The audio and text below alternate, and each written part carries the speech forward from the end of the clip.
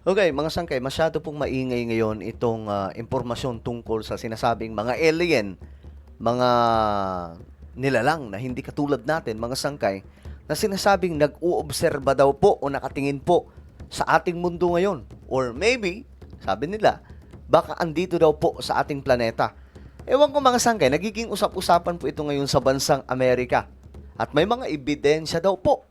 Aba, tingnan po natin kung ano ito mga sangkay. Anyway, bago tayo magpatuloy sa mga hindi pa po dyan nakakapag-subscribe sa ating YouTube channel, Sangkay World Talks, makikita nyo po yung subscribe button sa baba ng video na to. I-click nyo lamang po yung subscribe, i-click ang bell, at i-click nyo po yung all. Sa mga nanonood po sa Facebook, i-follow nyo po yung ating Facebook page. So ngayon nga po, ito po mga sangkay ang ganap. Mayroon pong nag-reveal na isa pong dating US military official na ang Earth daw po ay inoobserbahan lamang ng mga alien. Gaano kaya katotoo ito mga sangkay? So tingnan po natin.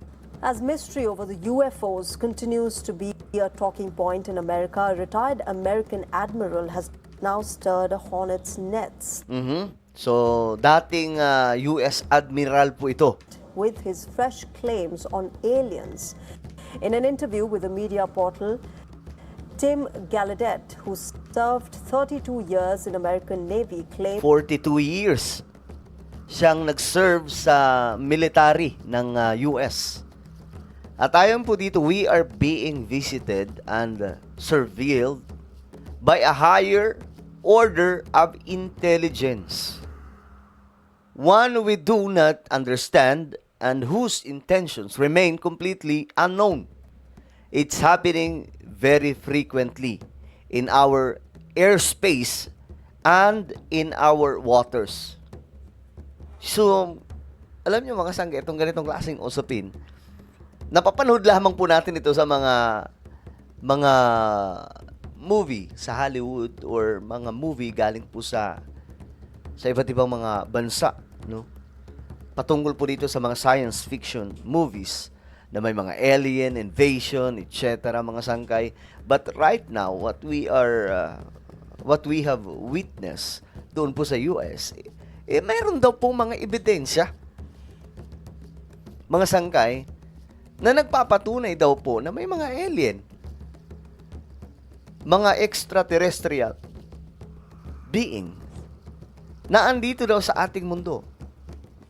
May mga pagkakataon daw mga sangkay na nakikita po nila mismo yung sasakyan, hinahabol ng Air Force o di kaya yung kung anumang mga technology ng Amerika.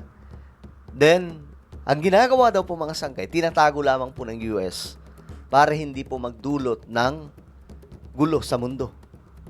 Pero ito nga po, itong mga dating mga opisyal ng militar ng US ay nagsasalita na totoong mayroon daw po. Inoobserbahan lang daw po tayo sa airspace at maging sa ating mga karagatan. Ayon po yan sa report. that aliens do exist. He said, and I'm quoting him here, "We are being visited and surveilled by a higher order of intelligence, one we do not understand." According to him, the phenomena was seen in air as well as water, maintaining that humans are not alone in this universe. He stressed that Americans have the right to know about this new reality. Okay. Pwedeng sabihin natin, let's say, totoo, mga sangkay. May mga iba kasi na nagsasabi, kaya daw po ito ginagawa nila para daw po palabasin na hindi totoong may Diyos.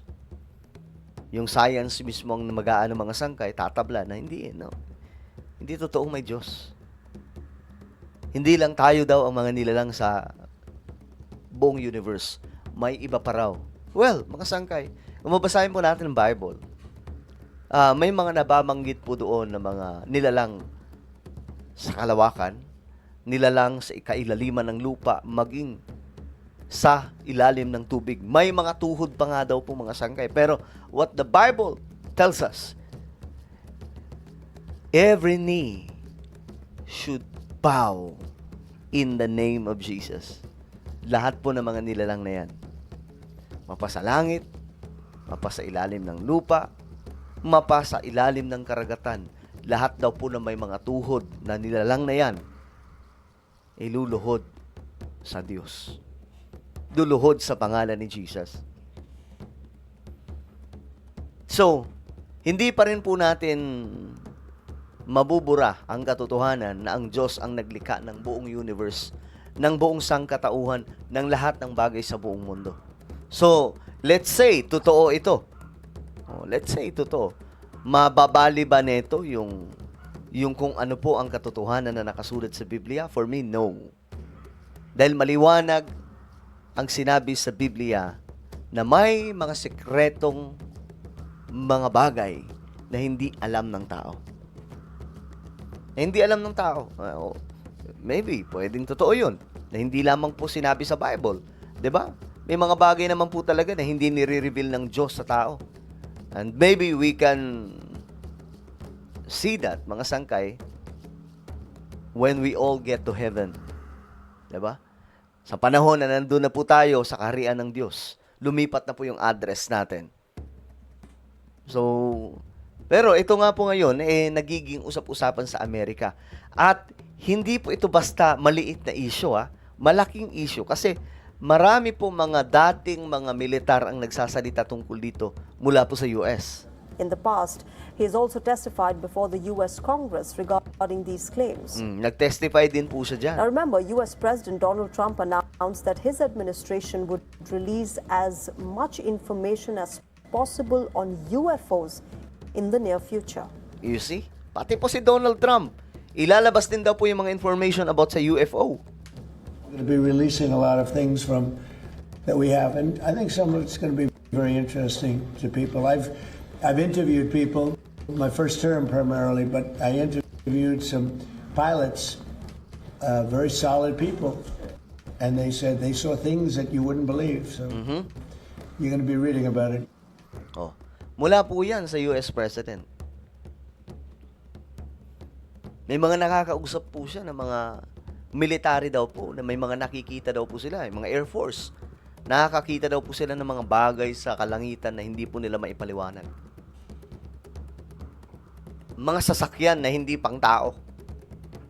Kaya si Donald Trump, gusto daw po niya ilabas ang mga ito about sa alien. Pero may mga nagsasabi din na wala. Sabi nila, panakiputas lang daw po yan ni Donald Trump sa Epstein files. Diba? Para daw hindi mabunyag kung anong totoo doon. Pero kayo mga sangkay, kung tatanungin ko kayo, naniniwala ba kayo sa alien? At kung naniniwala kayo, bakit nyo nasabing naniniwala kayong ma-alien? Kung hindi naman kayo naniniwala, bakit nyo nasabing hindi rin kayo naniniwala na may alien? I-comment nyo po sa ibaba ang inyong mga opinion. Alright, so ako na po ay magpapaalam. Mag-iingat pong lahat. God bless everyone. Huwag kakalimutan na i-subscribe itong ating YouTube channel.